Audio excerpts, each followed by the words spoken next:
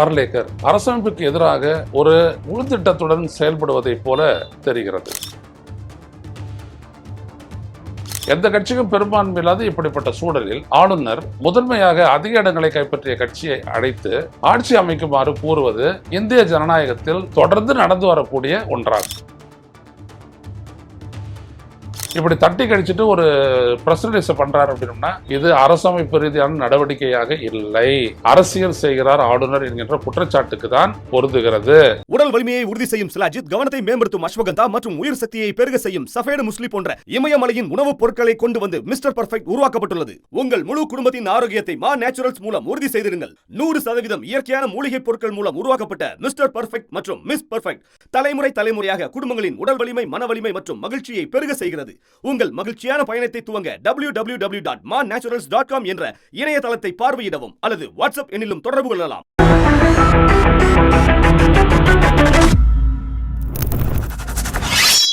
வணக்கம் தோழர்களே, ரோசஸ் செய்தியின் வாயிலாக இன்று மீண்டும் உங்களை சந்திப்பதில் பெருமகிழ்ச்சி அடைகின்றேன். தமிழ்நாட்டில் ஆட்சி அமைப்பது தொடர்பாக அரசமைப்பு ரீதியான கடமையாற்ற வேண்டிய ஆளுநர் ஆர்லேக்கர் அரசமைப்புக்கு எதிராக ஒரு உள்திட்டத்துடன் செயல்படுவதைப் போல தெரிகிறது. தமிழ்நாடு சட்டப்பேரவை தேர்தல் முடிவுகள் எந்த ஒரு கட்சிக்கும் அறுதி பெரும்பான்மையை கொடுக்கவில்லை என்றாலும் கூட திரு விஜய் அவர்களுடைய தலைமையிலான தமிழக வெற்றி கழகத்துக்கு 108 இடங்களை கொடுத்திருக்கிறார்கள். அவர்கள் 108 இடங்களில் வெற்றி பெற்றிருக்கிறார்கள்.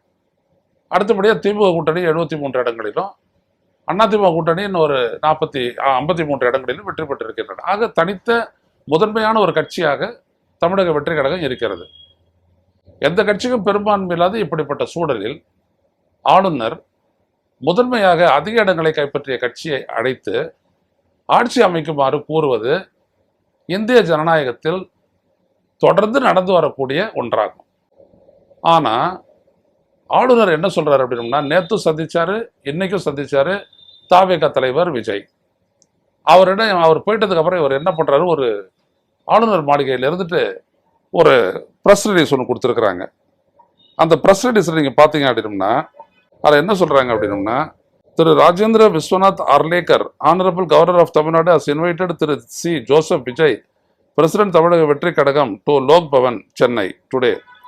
During the meeting, the Honorable Governor explained that the requisite majority support in the Tamil Nadu Legislative Assembly, essential for forming the government, has not been established.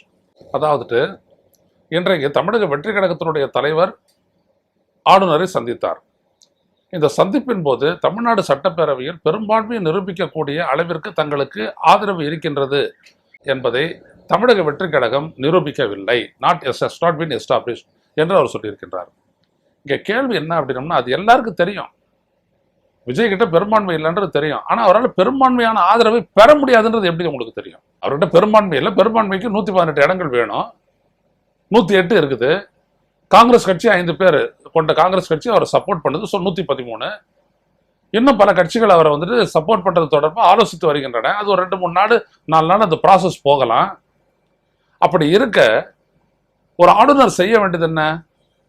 விஜய்க்கு முதலமைச்சராக பதவி பிரமாணம் செய்து வைத்து நீங்க ஆட்சி அமையுங்க அப்படின்னு சொல்லி பண்ணி, அதற்கு பிறகு அசம்பிளியை கூட்ட சொல்லி, அசம்பிளியில புதுசா வந்திருக்கக்கூடிய மெம்பர்கள் எல்லாம் ஒரு மூத்த உறுப்பினரை சபாநாயகர் ஆக்கி அவங்களுக்கெல்லாம் பதவி பிரமாணம் செய்ய வச்சுட்டு, அதுக்கப்புறம் ஒரு 2 வார காலத்துக்குள்ளிங்க பெரும்பான்மையை நிரூபிக்கணும் அப்படின்ட்டு சொல்லுவாங்க. இதுதான் பல முறை நம்ம பார்த்துருக்கிறோம். இன்னைக்கு நேரத்தில் பல்லாண்டு காலங்களும் நடந்துட்டு வருது. ஒரு உதாரணம் சொல்ல வரேன். 2 முறை இப்போ அந்த கர்நாடக மாநிலத்துடைய முதலமைச்சராக பதவியேற்ற பாஜகவை சார்ந்த எடியூரப்பா 2 முறையும் மைனாரிட்டி கட்சியினுடைய பெரும்பான்மை அற்ற பாஜகவினுடைய தலைவராக தான் அவர் பதவி ஏற்றார், பதவி பிரமாணம் செய்து வைக்கப்பட்டார். அதுக்கு முன்னாடி நீங்க பாத்தீங்க அப்படின்னா, அதுக்கப்புறம் நீங்க பாத்தீங்க அப்படின்னா, மராட்டிய மாநிலத்துல ஃபட்னாவிஸ் அந்த மாதிரி முதலமைச்சரா பதவி பிரமாணம் செஞ்சு இருக்காரு அங்க இருக்க ஆளுநர். இதெல்லாம் வரலாற்றுல இருக்கு. ஆனா இங்க மட்டும் விஜய் வந்த உடனே நீ பெரும்பான்மையை காட்டு அப்படின்னா எங்க இருந்து அவர் காட்டுவாரு? The place to prove the majority is the assembly. That assembly must have to be convened. அந்த சட்டப்பேரவையை நீங்கள் வந்துட்டு கூட்டணும் அப்படின்னோம்னா முதல்ல சட்டசபை, தமிழ்நாடு சட்டசபை, பழைய சட்டசபை அதனுடைய ஆயுட்காலம் முடிந்து விட்டது, இப்போ இல்லை.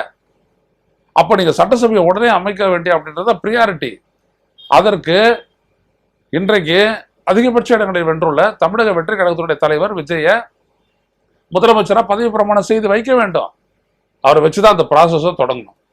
இப்போ நீங்க பாத்தீங்கன்னா காங்கிரஸ் ஆதரிச்சிட்டாங்க, விடுதலை சிறுத்தைகள், இந்திய கம்யூனிஸ்ட் கட்சி, மார்க்சிஸ்ட், மூணுத்துடைய ஆதரவையும் விஜய் நாடி இருக்கிறார். அவங்க 3 பேரும் நாளைக்கு அந்த கட்சிகளுடைய உயர்மட்ட குழு கூட்டத்தை கூட்டுறாங்க, கூட்டி அவங்க முடிவெடுக்க போறாங்க. அவங்க 3 பேரும் முடிவெடுத்தாங்கன்னா 6 பேர் வர்றாங்க. அப்போ எவ்வளோ ஆச்சு? ஏற்கனவே 113 இருக்கிறது 119 ஆயிடுச்சு, பெரும்பான்மை வந்துடுது, அவ்வளோதான். ஸோ இதுக்காக காத்துட்டு இருக்கணுமா என்ன ஆளுநர்? அதுக்கப்புறம் இன்னும் பல கட்சிகள் வரலாம், சாத்தியக்கூறு இருக்குது.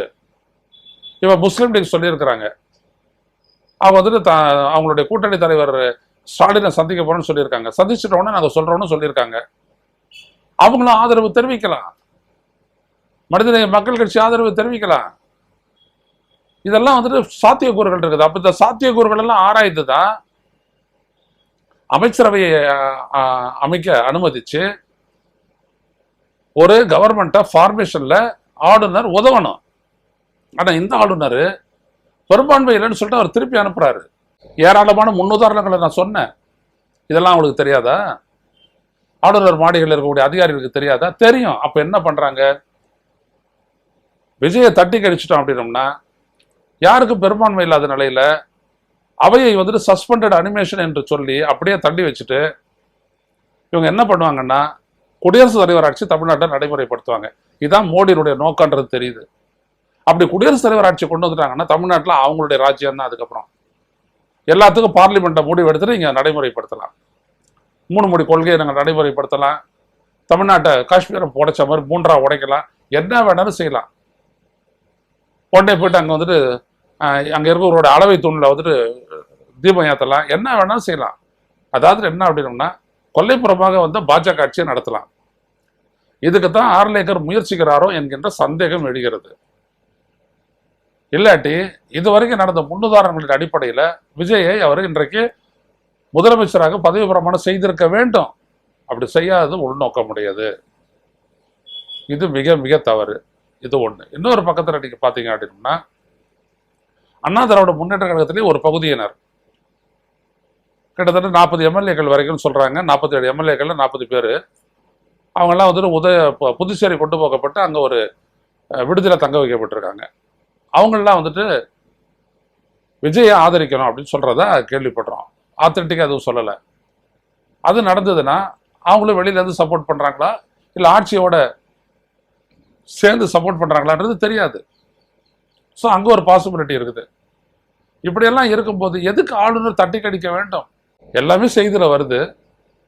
இவ்வளவு செய்திகள் வரும்பொழுது அமைச்சரவையை அமைத்து ஆட்சி அமைக்கக்கூடிய அந்த சாத்தியக்கூறுகளை ஆராயாமல் இப்படி தட்டி கழிச்சுட்டு ஒரு பிரஸ் ரிலீஸ் பண்றாரு அப்படின்னா இது அரசமைப்பு ரீதியான நடவடிக்கையாக இல்லை, அரசியல் செய்கிறார் ஆளுநர் என்கின்ற குற்றச்சாட்டுக்கு தான் பொருந்துகிறது.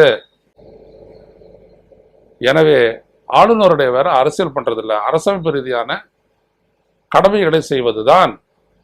அந்த கடமையை தமிழ்நாடு ஆளுநர் செய்ய வேண்டும். தமிழ்நாட்டு மக்களை நான் எச்சரிக்கின்றேன், இவர்கள் குடியரசுத் தலைவர் ஆட்சியை கொண்டு வர பார்க்கிறார்கள்.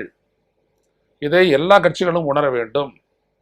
உணர்ந்து இப்போ இருக்கிற சூழல்ல ஜனநாயகத்தை காப்பதற்கான நடவடிக்கையில் ஈடுபட வேண்டும் என்று கேட்டுக்கொள்கிறேன். மீண்டும் சந்திப்போம். தொடர்களை. நன்றி, வணக்கம்.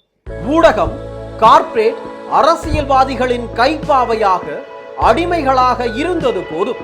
இனி சாட்டை எடுத்து சுழற்றும் நேரம் வந்துவிட்டது. ஊடகம் பொதுமக்களாகிய உங்களுக்காக உங்களாலேயே இயக்கப்பட வேண்டும். ஊடக சுதந்திரத்திற்காக உங்களின் பங்களிப்பை இன்றே அளித்திடுங்கள்.